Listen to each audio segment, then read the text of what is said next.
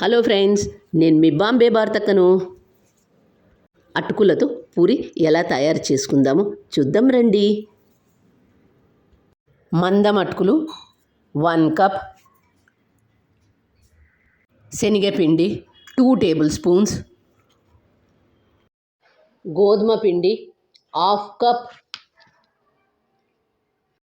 సన్నగా కట్ చేసుకున్న కొత్తిమీర, పసుపు 1/2 టేబుల్ స్పూన్, ఉప్పు 1/2 tablespoon, garam masala 1/2 tablespoon, chaat masala 1/2 tablespoon, వాము 1 టేబుల్ స్పూన్, పచ్చిమిర్చి పేస్ట్ 1 టేబుల్ స్పూన్, 1 కప్పు మందం అటుకులు తీసుకొని వీటిని ఒకసారి శుభ్రంగా వాష్ చేసుకోవాలి.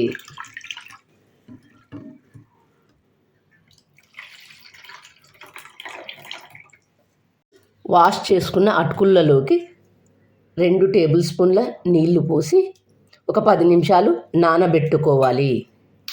వీటిని ఒక 10 నిమిషాలు నానబెట్టుకోవాలి. 10 నిమిషాలు ముందుగా నానబెట్టిన అటుకులను ఒక ప్లేట్లోకి తీసుకొని చేతితో ఇలా మెత్తగా స్మాష్ చేసుకోవాలి.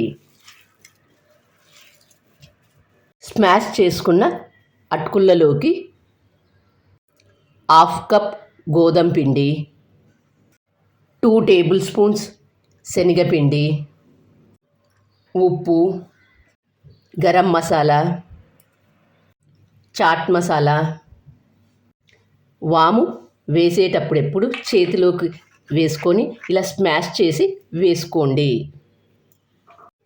పసుపు, పచ్చిమిర్చి పేస్ట్, సన్నగా కట్ చేసుకున్న కొత్తిమీర, వేడి ఆయిల్ 1 టేబుల్ స్పూన్ వేసుకొని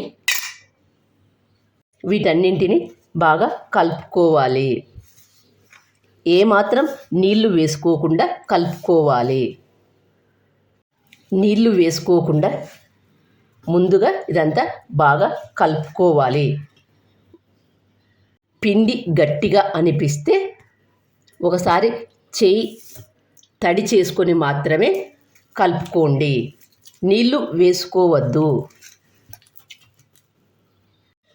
పిండి గట్టిగానే కలుపుకోవాలి. లూజుగా కలుపుకోవద్దు.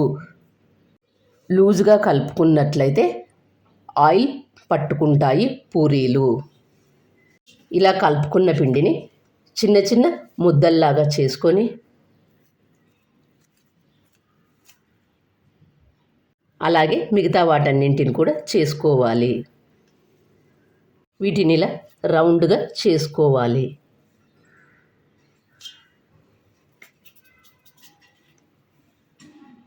అలాగే మిగతా వాటన్నింటిని కూడా చేసుకోవాలి. ఇలా రౌండ్గా చేసుకున్న ఒక పిండి ముద్దను తీసుకొని పొడి పిండిలో డిప్ చేసి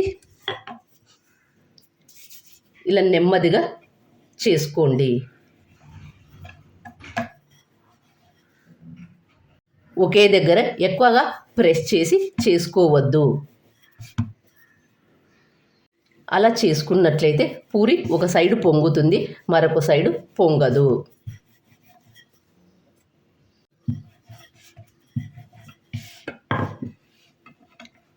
ఇలాగే మిగతా వాటన్నింటిని కూడా చేసుకోండి. మరొకటి చేసి చూపిస్తాను చూడండి. ఇలా రౌండ్గా చేసుకున్న ఒక పిండి ముద్దను తీసుకొని పొడి పిండిలో డిప్ చేసి ఇలా నెమ్మదిగా చేసుకోండి.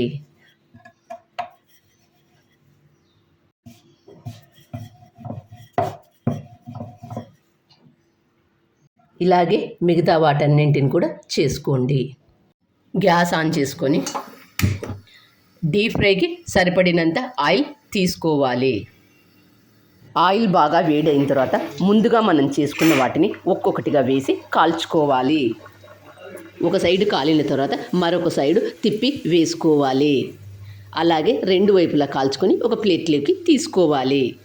ఇలా ప్రతి పూరి పొంగుతూ రావాలి అంటే పిండి గట్టిగా కలుపుకోవాలి, మంట హైలో ఉండాలి, ఆయిల్ బాగా వేడిగా ఉండాలి.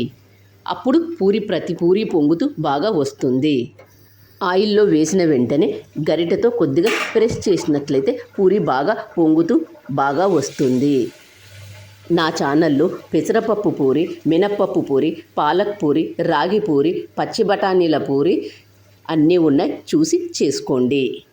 టమాటో పూరి అన్నీ ఉన్నాయి, చూసి చేసుకోండి.